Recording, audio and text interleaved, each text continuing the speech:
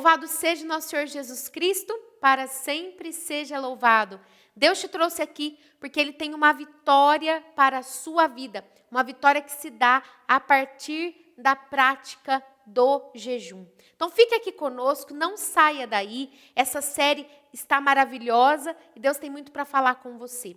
Nós já tivemos 2 formações nessa série. Se você perdeu, né, os 2 primeiros benefícios do jejum, então eu vou deixar o link aqui para você dessa série para você poder acompanhar. E fique aqui até o final, abra bem seu coração, deixe Deus falar na sua vida. E já se inscreve aqui no nosso canal, já curte esse vídeo, já compartilha. Manda para aquelas pessoas que precisam escutar isso, que precisam alcançar essa vitória de Deus na vida delas. Então já encaminha esse vídeo aí para essas pessoas também, tá bom? Vamos lá, nós estamos fazendo a formação a partir desse livro, Tratado da Oração, do Jejum e da Esmola, do Frei Luís de Granada. E hoje nós vamos falar a 5ª e a 6ª excelência, os benefícios espirituais que o jejum tem para a nossa vida. Então, o 5º benefício ele desperta a memória para Cristo. Então, vamos entender bem a partir das palavras do Frei Luís de Granada. Diz assim: este tipo de asperezas, que é o jejum, tem ainda outra coisa. Elas são para nós como que estímulos e grandes despertadores da memória de Cristo e fazem-nos, muitas vezes, elevar o coração até Ele.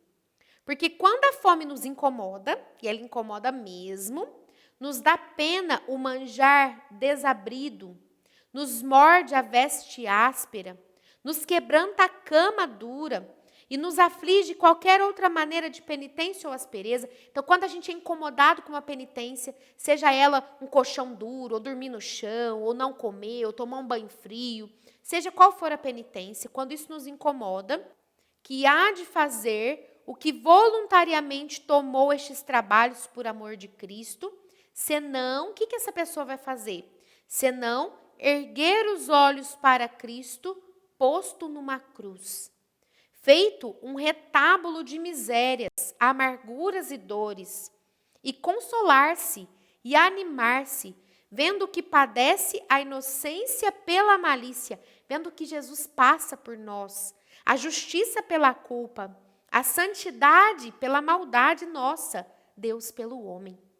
Que há de fazer, senão esforçar-se e alegrar-se, vendo-se em algo semelhante ao seu Senhor, fazendo-lhe ele também sacrifício de si mesmo e pedindo-lhe humildemente a sua graça para não desfalecer pelo caminho?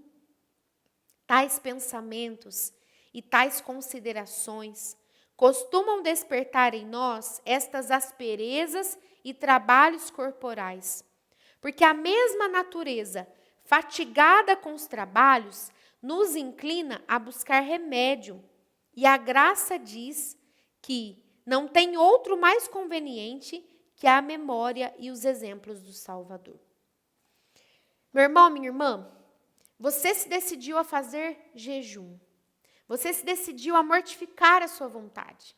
Quando a fome vir, e ela virá, quando vir a vontade de comer um bolo, comer um doce, comer uma pizza, tomar um refrigerante, tudo isso mais. Então, esse é o momento de você fazer memória de Cristo na cruz. Esse é o momento de você pensar em Jesus crucificado. É o momento de você se lembrar que na cruz Jesus teve sede. Pensa quão forte, quão terrível foi a sede que Jesus sentiu. A sede por não beber água uma noite inteira até o outro dia. A sede por perder muito sangue. Então, toda a sede forte que Jesus sentia, a sede, né, de ter perdido sangue em todo aquele caminho, tudo aquilo que Jesus sofreu. Pensa a fome que Jesus sentia ali. De estar sem comer, porque ele ceiou. Na quinta-feira, a gente celebra, vive essa fé na igreja. Jesus participou da Santa Ceia, comeu pão. E depois ele não comeu mais. Ele foi para a cruz 3 horas da tarde. Né? Meio-dia ele foi crucificado, morreu às 3 da tarde. Então ele não tinha comido mais. Pensa a fome que estava Jesus, a sede que estava Jesus. Pensa ali o cansaço, a dureza, as dores, o sofrimento de Cristo. Então fazer memória de que Cristo sofreu tudo isso. E sofreu por mim. Ele estava ali, passando toda aquela dor, todo aquele sofrimento, toda aquela sede, toda aquela fome por mim. Por mim, porque Ele me ama. Eu pequei, eu sou miserável, Jesus não. Jesus não precisava, não merecia nada daquilo, eu mereço. Então, jejuar é trazer também a memória de Cristo que passou por tudo isso. E ele continua dizendo aqui: a fartura e a abundância costumam trazer consigo o esquecimento de Deus, como testemunhou claramente o próprio Senhor pelo profeta. O profeta Oséias dizendo: encheram-se de manjares e depois de fartos, olha o Senhor, gente, dizendo: encheram-se de manjares e depois de fartos, ensoberbeceram-se e esqueceram-se de mim. Gente, Deus aqui é como se Ele chorasse, Ele está reclamando o amor das suas criaturas. Encheram-se de manjares, com a barriga cheia se esqueceram de mim. Porque assim como a fome e a necessidade fazem o homem chamar por Deus e recordar-se dele, assim, pelo contrário, a fartura e a abundância fazem-no esquecer-se dele, segundo o que o próprio Senhor manifestou pelo seu profeta, dizendo: encontraste o remédio da tua vida nas tuas mãos, e por isto não procuraste pedi-lo. Porque não costuma chamar às portas de ninguém o que nada pensa ter. Meus irmãos, se uma pessoa ela não tem necessidade, ela vai pedir esmola para quê? Se ela não tem fome, se ela não está numa vida de miséria, se ela não reconhece que ela necessita, ela não vai bater na porta de alguém e pedir, só se ela tiver fome. Então, se nós não temos fome, se nós não temos sede, se nós não temos necessidade, facilmente a gente se esquece de Deus. Por isso que muitas vezes Deus permite o sofrimento, Deus permite a enfermidade, Deus permite que situações, problemas, dificuldades batam a porta da nossa vida. Venham nos incomodar, venham nos tirar da nossa zona de conforto, porque aí a gente se lembra dele. Porém, meus irmãos, aí você fala: nossa, mas Deus, Ele quer ser lembrado. Não é em benefício dele, Deus não precisa disso. Somos nós que precisamos lembrar de Deus. Somos nós que precisamos recorrer a Deus. Somos nós que precisamos buscá-lo a todo momento. Porque buscando a Deus, nos abrimos para receber a graça que Ele tem para nos dar. E é graça de salvação. É graça de salvação para a tua vida o que Deus tem.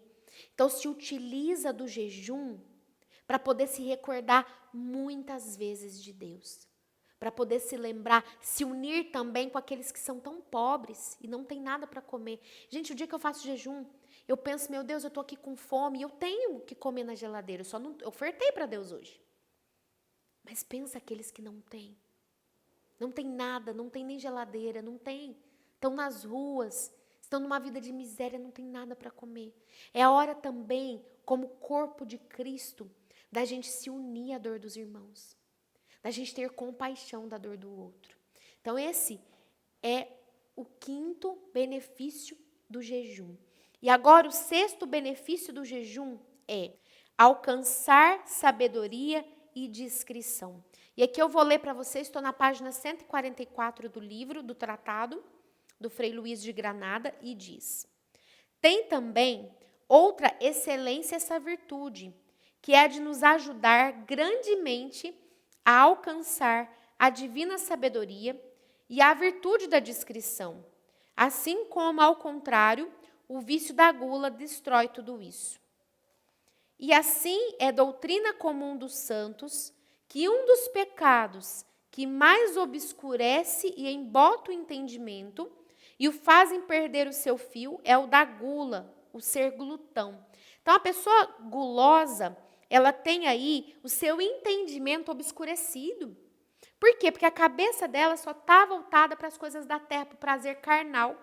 Então, ela não consegue se colocar na presença de Deus, ela não consegue entender, mergulhar naquilo que Deus tem para dizer. Isso na vida de oração. A cabeça fica embotada, o entendimento fica obscurecido, a pessoa não entende. Está rezando, não está, irmã, não entendo nada. Mas talvez seja a gula. Talvez seja esse apego a esse prazer carnal que esteja te impedindo de viver essa vida em Deus, de se abrir a essa sabedoria, a saborear as coisas divinas. Entende? Sabedoria vem de saborear. Sabor, saborear. Se eu estou saboreando as coisas da terra, estou apegado nos prazeres dessa terra, saboreando tudo aqui, como que eu vou ter sabedoria? Como que eu vou saborear as coisas de Deus? Não tenho como. Eu não tenho como saborear o céu se eu estou grudado na terra. Eu não tenho como saborear Deus, que é santo, se eu estou grudada no pecado. Eu não tenho como. Então vamos entender mais um pouco disso. Estando o estômago desta maneira muito ocupado, logo se recolhem a ele todos os espíritos e forças da alma a entender na obrigação da digestão. Então, eu já disse isso, né? Na outra formação. O estômago está fazendo a digestão, toda a nossa força, toda a nossa energia, todo o nosso cérebro está concentrado na digestão. Está tudo ali concentrado. E assim, então, de escudeiros se fazem cozinheiros, sem que o homem tome parte para impedir esta operação, por estarem isentas as forças da alma vegetativa da sujeição do livre-arbítrio, por cuja causa, empregada quase toda a virtude da alma nesta obra, não pode erguer-se sem muito peso e com grande violência para a especulação das coisas divinas. Como que você vai pensar em Deus? Como que você vai saborear as coisas de Deus? Se o teu corpo está só voltado, ele está só mergulhado em fazer digestão, em coisa da carne, né? Em ter os prazeres dessa vida. A gente não especula, a gente não busca entender, não busca Deus para compreender, para saborear a sua presença. Daí surge o fato de os homens se encontrarem tão prontos e hábeis para algum estudo e especulação no tempo da manhã. De manhã, normalmente, a gente é mais esperto para a oração. Depois de feita a digestão e desembaraçada a alma deste ofício. Então, tomou café, acabou, fez a digestão lá do café. Aí, ali a gente já consegue rezar. Ou antes de tomar o café também é um momento bom para a oração. Pelo contrário, muito pesados e torpes depois do almoço ou depois de uma longa ceia. A gente fica pesado. Porque, como diz São Jerônimo, o ventre cheio de mantimento não cria agudo entendimento. Então, o entendimento fica embotado. A gente não cria agudo entendimento porque está cheio de mantimento.